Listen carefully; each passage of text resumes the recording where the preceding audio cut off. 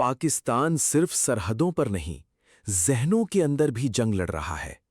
دنیا کے نقشے پر بہت سے ملک ہیں جن کے دشمن ہیں، جن کی سرحدیں متنازع ہیں، جن پر دباؤ ہے، مگر پاکستان شاید دنیا کا واحد ملک ہے جو ایک ہی وقت میں 3 خطرناک جنگی حکمت عملیوں کی زد میں کھڑا ہے۔ افسوس یہ ہے کہ اس حقیقت کو یا تو عوام سمجھ نہیں پا رہی یا انہیں سمجھنے ہی نہیں دیا جا رہا۔ پاکستان کی سب سے بڑی ایکٹیو جنگی سرحد تقریباً 3600 کلومیٹر پر پھیلی ہوئی ہے۔ یہ کوئی عام سرحد نہیں جہاں صرف باڑ لگی ہو اور سپاہی پہرا دے رہے ہوں۔ یہ ایک مسلسل سلگتا ہوا محاذ ہے جہاں دشمن صرف بندوق سے نہیں، ذہن، میڈیا، معاشیت، سیاست اور نفرت کے ذریعے بھی حملہ آور ہے۔ سب سے پہلا خطرہ انڈیا کی کولڈ سٹارٹ ڈاکٹرائن ہے۔ یہ کوئی افسانہ یا سازشی کہانی نہیں بلکہ باقاعدہ بھارتی جنگی حکمت عملی ہے۔ انڈیا اپنی 7 فوجی کمانڈز میں سے 6 پاکستان کی سرحد پر لگا چکا ہے، یعنی اس کی تقریباً 80% فوج پاکستان کے گرد کھڑی ہے۔ سڑکیں بن رہی ہیں، پل تعمیر ہو رہے ہیں، ریلوے لائنیں بچھ رہی ہیں، اسلحے کے ڈپو بن رہے ہیں، اور یہ سب کسی امن یاترا کے لیے نہیں ہو رہا۔ اس ڈاکٹرائن کے تحت بھارت کی کوشش یہ ہوگی کہ جنگ کی صورت میں تیزی سے سندھ میں داخل ہو کر بلوچستان اور گوادر تک راستہ بنایا جائے۔ اس منصوبے میں اندرونی سہولت کار بھی موجود ہیں۔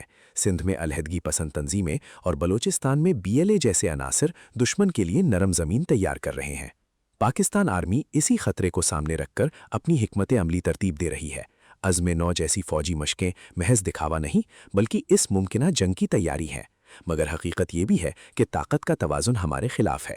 انڈیا کے پاس 10 لاکھ کے قریب متحرک فوجی طاقت ہے، جبکہ پاکستان کی بڑی تعداد مغربی محاذ پر الجھی ہوئی ہے۔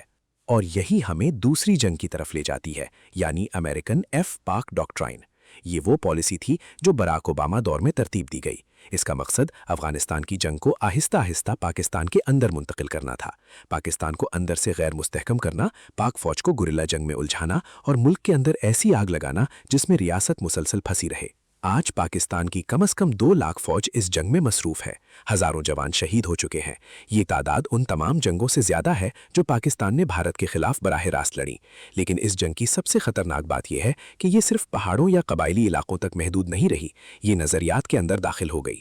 قرم، ہنگو، سوات، فاٹا یہ سب صرف علاقے نہیں تھے، یہ تجربہ گاہیں تھیں۔ کہیں مسلکی فساد بھڑکایا گیا، کہیں شریعت کے نام پر ایسے گروہ مسلط کیے گئے جنہوں نے اسلام کا چہرہ بھی خراب کیا اور پاکستان کا امن بھی برباد کیا۔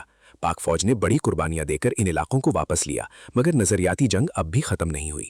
اور پھر آتی ہے تیسری اور سب سے خطرناک جنگ، 4th and 5th جنریشن وار۔ یہ وہ جنگ ہے جس میں ٹینک نہیں چلتے مگر قومیں ٹوٹ جاتی ہیں، اس میں میسائل نہیں گرتے مگر لوگوں کے ذہن برباد ہو جاتے ہیں۔ اس جنگ میں دشمن آپ کے میڈیا، سیاست، سوشل میڈیا، صحافت، تعلیمی اداروں اور حتیٰ کہ آپ کی گفتگو تک میں داخل ہو جاتا ہے۔ اس جنگ کا مقصد صرف ایک ہوتا ہے، عوام اور فوج کے درمیان نفرت پیدا کرو، صوبائیت کو ہوا دو، لسانی تقسیم پیدا کرو، مسلکی فساد بھڑکاؤ، لوگوں کو مایوس کرو، ریاست پر اعتماد ختم کرو۔ یہی ماڈل پہلے یوگوسلاویہ پر آزمایا گیا، پھر عراق اور لیبیا تباہ ہوئے، شام جل گیا اور اب یہی کھیل پاکستان میں کھیلا جا رہا ہے۔ پاکستان کے خلاف اس جنگ میں امریکہ، انڈیا اور اسرائیل کے مفادات ایک جگہ اکٹھے ہوتے دکھائی دیتے ہیں۔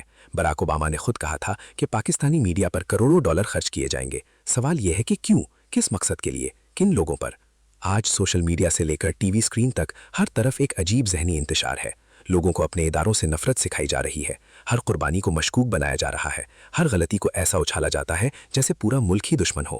یہ جنگ فوج اکیلے نہیں جیت سکتی۔ ایک سپاہی بارڈر پر کھڑے ہو کر دشمن کی گولی کو اپنے سینے پر روک سکتا ہے، مگر وہ موبائل فون کے اندر داخل ہونے والے زہر کو نہیں روک سکتا، وہ میڈیا میں پھیلائی جانے والی مایوسی کو نہیں روک سکتا، وہ عدالتوں، سیاست اور سوشل میڈیا میں ہونے والی نفسیاتی الغار کا اکیلا مقابلہ نہیں کر سکتا۔